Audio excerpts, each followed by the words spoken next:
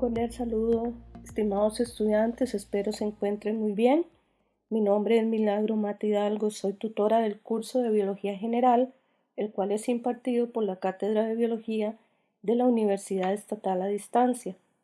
En esta presentación les voy a hablar sobre el tema la diversidad de hongos, correspondiente al capítulo 23 del libro de texto, en su nueva edición. Al tocar el tema sobre los hongos, en la mayoría de los casos pensamos en las estructuras que a menudo observamos sobre el suelo o sobre la madera, pero en realidad los hongos son más que eso. Son más que eso que podemos observar a simple vista.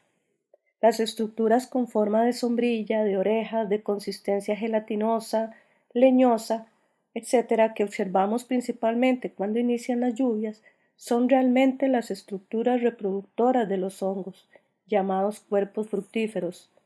El hongo como tal lo forman dos etapas o dos fases. Una etapa vegetativa, en la mayoría de los casos invisible al ojo humano, y una fase reproductiva, que es el cuerpo que vemos a simple vista. La unidad estructural de los hongos es la hifa. Las hifas son células alargadas que contienen organelas típicas de una célula eucarionte. Estas hifas están rodeadas por una pared celular compuesta por quitina. La quitina es un polisacárido estructural que también se encuentra presente en el exoesqueleto de los arácnidos, de los crustáceos y de los insectos. Al conjunto de hifas entrelazadas y agrupadas se le llama micelio. El micelio forma la fase vegetativa del hongo, esa fase que generalmente no se observa a simple vista porque se desarrolla de manera interna sobre un determinado sustrato. Cuando esa masa de micelio recibe las condiciones adecuadas, principalmente de humedad y temperatura, se empieza a diferenciar dando lugar a la formación de cuerpos fructíferos que brotan sobre la superficie. Estos cuerpos fructíferos, como mencioné anteriormente, constituyen la etapa reproductiva, ya que tienen células especializadas para producir y liberar las esporas. En esta ilustración podemos ver que a nivel microscópico algunas hifas pueden estar subdivididas mediante estructuras llamadas septos, que son especie de tabiques que dividen transversalmente las hifas. Sin embargo, esos septos o esas subdivisiones no se encuentran totalmente selladas, contienen un poro central que facilita el movimiento del citoplasma a través de toda la hifa y de esta manera se pueden distribuir de mejor forma los nutrimentos. Existen hifas que contienen septos, pero también es posible encontrar hifas que no son septadas. Un aspecto importante en los hongos es la forma de obtener los nutrimentos. Los hongos son heterótrofos, no fabrican su propio alimento, sino que dependen de fuentes externas de nutrimentos. Se alimentan principalmente por absorción. Ellos liberan sustancias tipo enzimas que degradan moléculas complejas, las descomponen en subunidades más pequeñas y de esta manera pueden absorberlas. En general, los hongos tienen la función de ser los principales descomponedores y ellos descomponen nutrimentos almacenados en los cuerpos o desechos de otros organismos. Otros digieren los cuerpos de organismos ya muertos, otros son parásitos y se alimentan de organismos vivos y causan enfermedades. Es posible también encontrar hongos depredadores. Como se observa en la imagen, a nivel microscópico, las hifas de algunos hongos, al sentir la presencia de otros organismos, en este caso un pequeño gusano, estimula la acumulación de agua en esa parte de la hifa. Se infla y forma una especie de anillo que literalmente estrangula al gusano, y lo puede hacer en varias partes del cuerpo de ese gusano, causándole la muerte. Este tipo de fenómeno ha sido utilizado para control biológico. En cuanto a la reproducción, los hongos pueden presentar tanto reproducción de tipo asexual como sexual. El medio de reproducción de los hongos es a través de las esporas. Los métodos de dispersión varían. En la mayoría de los casos las esporas son dispersadas por el viento. Sin embargo, se da la dispersión de esporas por medio del agua. También pueden ser transportadas en el cuerpo de insectos, de mamíferos. Otras pueden ser también transportadas en el tracto digestivo de algunos animales, las cuales son dispersadas a través de las heces.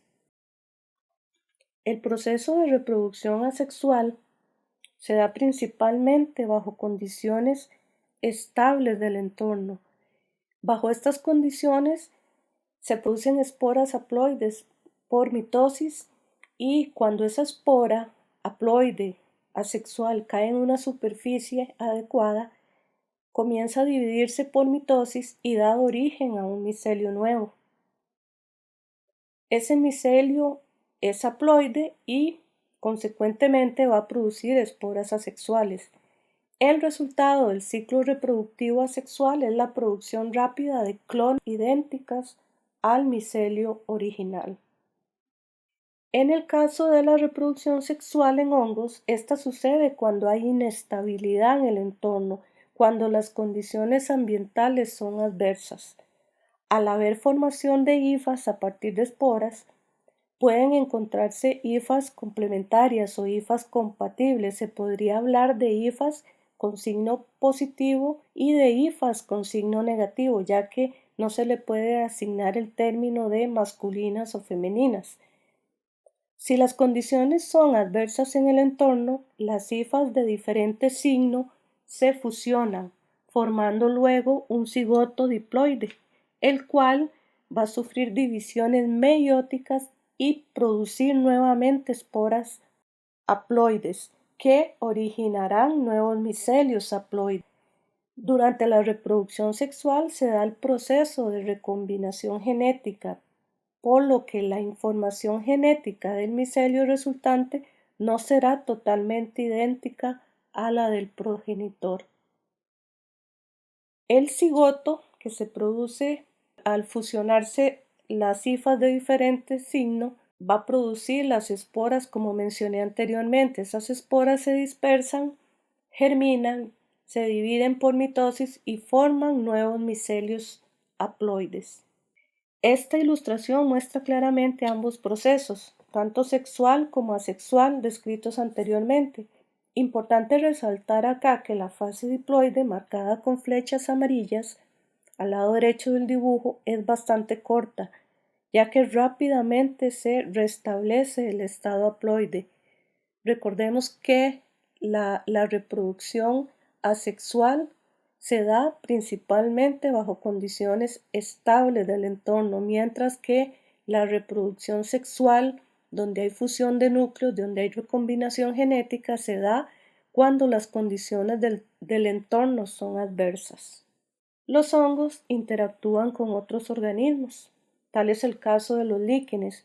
Los líquenes son el producto de asociaciones simbióticas entre hongos y algas que fotosintetizan o bien con cianobacterias.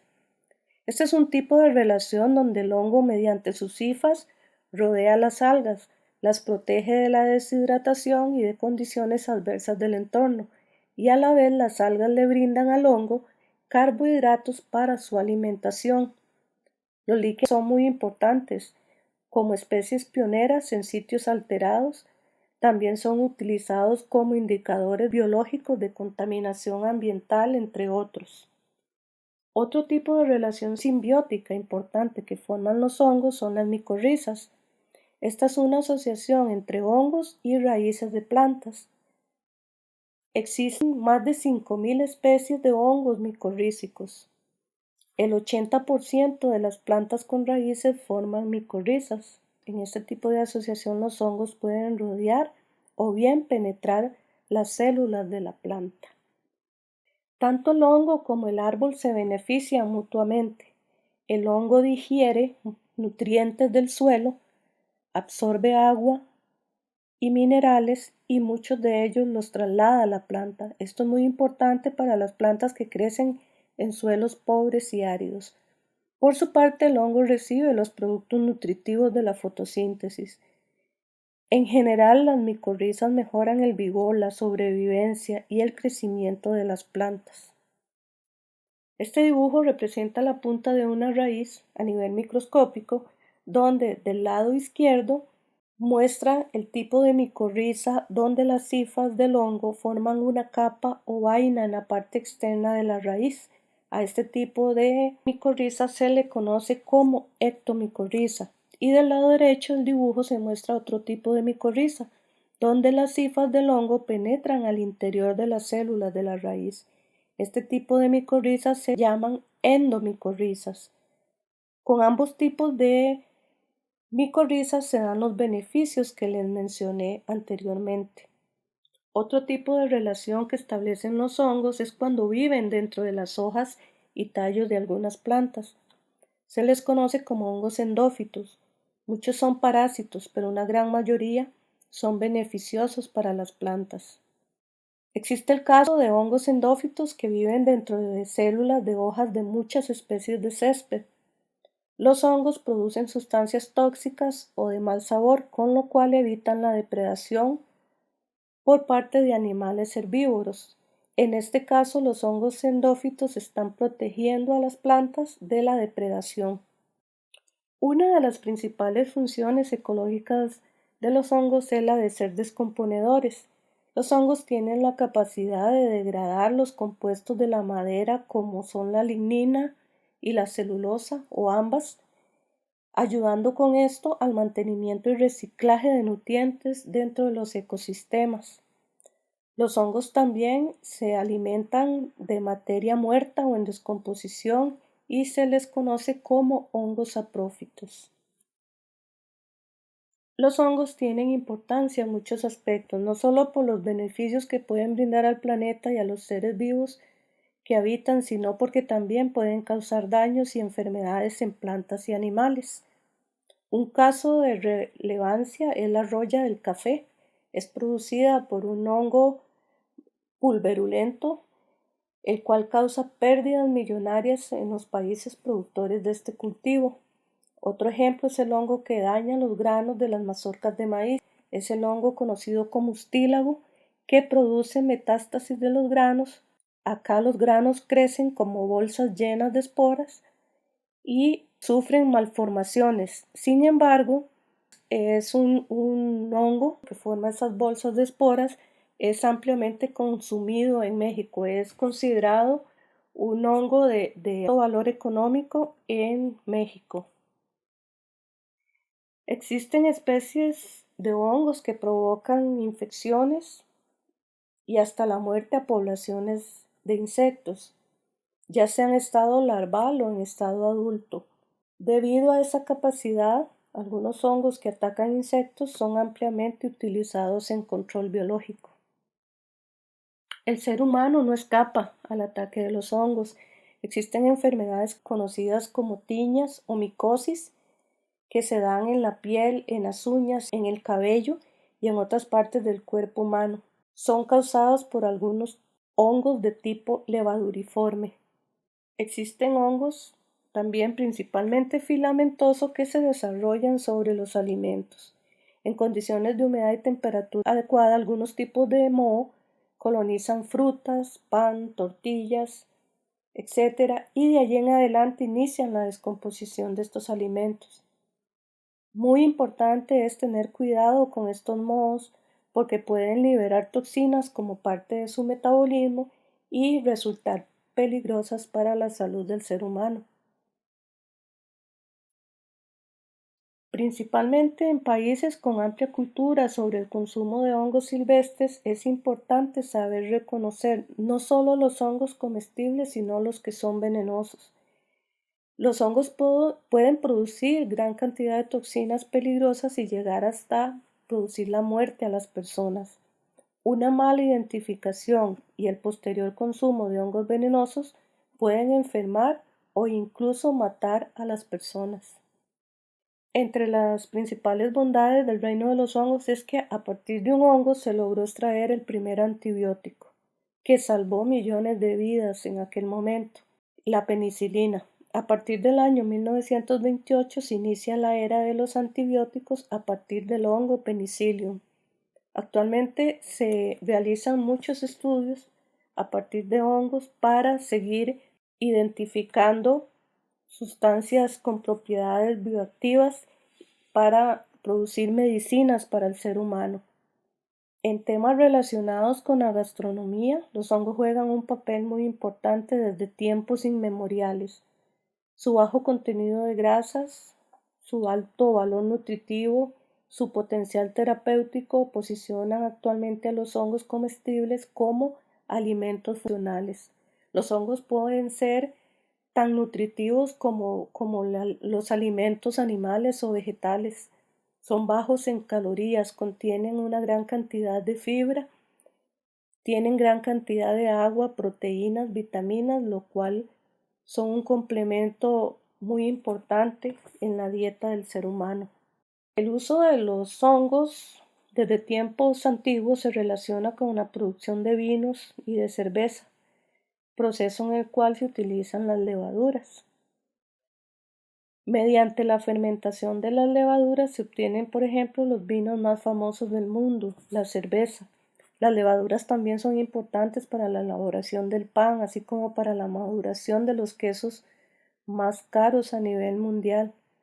En el proceso de maduración de los quesos más valiosos a nivel mundial se utiliza el hongo, por ejemplo, Penicillium camemberti, en la producción de queso camembert y Penicillium roqueforti para la producción de queso roquefort.